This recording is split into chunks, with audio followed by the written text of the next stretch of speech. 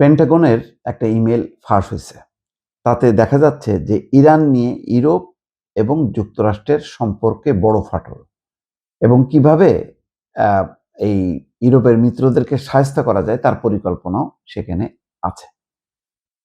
এবং এর মূল কারণ হচ্ছে যে যেভাবে ইরানের বিরুদ্ধে যুদ্ধে জড়াইছে আমেরিকা, ইসরায়েল সেই যুদ্ধকে সমর্থন করছে না।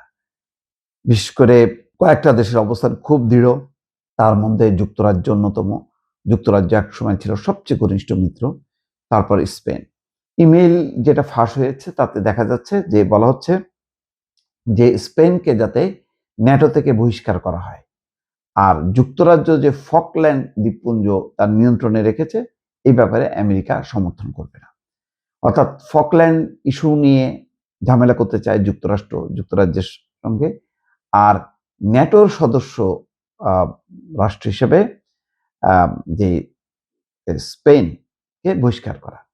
কিন্তু ন্যাটো পরিষ্কারভাবে বলছে যে ইউরোপের কোনো মিত্রকে, ইউরোপের সকল দেশই ন্যাটোর আওতাভুক্ত, কোনো দেশকে বহিষ্কারের বা শাস্তি দেয়া বা সাসপেন্ড করা তাদের সদস্যপদ এর কোনো বিধান নেই। সুতরাং আমেরিকার এই আশাও পূরণ হবে না। আর ফকল্যান্ডের ব্যাপারে যুক্তরাজ্য বলেছে যে ফকল্যান্ডের যেই ভোটাভুটি হয়েছে সেই ভোটাভুটিতে সেখানকার জনগণ তাদের পক্ষে রায় দিয়েছে, অর্থাৎ তার উপরে ফকল্যান্ডের উপরে যে যুক্তরাজ্যের পূর্ণ অধিকার আছে, সার্বভৌমত্ব আছে, তার পক্ষে ভোট দিয়েছে। ফলে এতেও কোনো কাজ হবে না। ডোনাল্ড ট্রাম্প সাংঘাতিকভাবে ক্ষুব্ধ। কেন 40 দিন ব্যাপী হামলায় মিত্ররা পাশে থাকলো না? কেন নৌ অবরোধ, হরমুজ প্রণালী যেই ইরান নিয়ন্ত্রণ করেছে সেই নিয়ন্ত্রণ মুক্ত করার জন্য যুদ্ধ করলো না?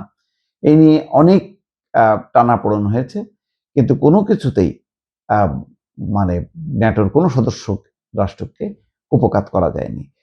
কিয়ার স্টারমার পরিষ্কারভাবে বলেছে যে এই যুদ্ধ ব্রিটিশ জনগণের না এবং ব্রিটিশ জনগণের কোনো সাধ্য নেই। তিনি বলেছেন ট্রাম্প বা আমেরিকা যতই ক্ষিপ্ত হোক না কেন, তিনি ব্রিটিশ বাসীর যেই মনোভাব, তাদের মতামত, সেই মতামতকে প্রাধান্য দিয়ে তিনি এই যুদ্ধে জড়াবেন না। সানচেজের সাথে যুক্তরাষ্ট্র ব্যবসায়িক সম্পর্ক ছিন্ন করেছে, তারপরও কিন্তু কোনোভাবেই স্পেন মাথা নত করেনি। সানচেজ পরিষ্কারভাবে বলেছে যে ইমেল উপর ভিত্তি করে যুক্তরাষ্ট্রের সাথে সম্পর্ক হবে না, যুক্তরাষ্ট্রের যে নীতি হবে, বক্তব্য হবে, তার উপর ভিত্তি করে স্পেন তার নীতি ঠিক করবে যে যুক্তরাষ্ট্রের সাথে তার সম্পর্ক চলবে, কতখানি চলবে কি চলবে না। মোট কথা এটি পরিষ্কারভাবে ফাঁস হয়েছে যে এখন ইউরোপের মিত্রদেরকে শাস্তি দিতে চায় ট্রাম্প, এবং ট্রাম্প এটা শুধু ইমেল ফাঁস হওয়া না, প্রকাশ্যেই বলেছে যে এই ন্যাটোর থেকে আমেরিকা বের হয়ে আসবে, ন্যাটোতে যে ফান্ডিং করতে যুক্তরাষ্ট্র সেই ফান্ডিং পর্যন্ত বন্ধ করে দেবে।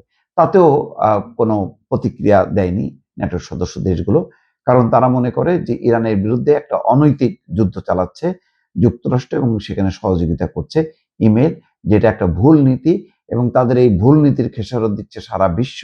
বিশ্বের এই যে জ্বালানি তেলের দাম বৃদ্ধি, জনগণের কষ্ট, মূল্যস্ফীতি, সবকিছুর জন্য মূল কারণ হচ্ছে ইরান যুদ্ধ, যে যুদ্ধটা শুরু করেছে যুক্তরাষ্ট্র এবং ইসরায়েল।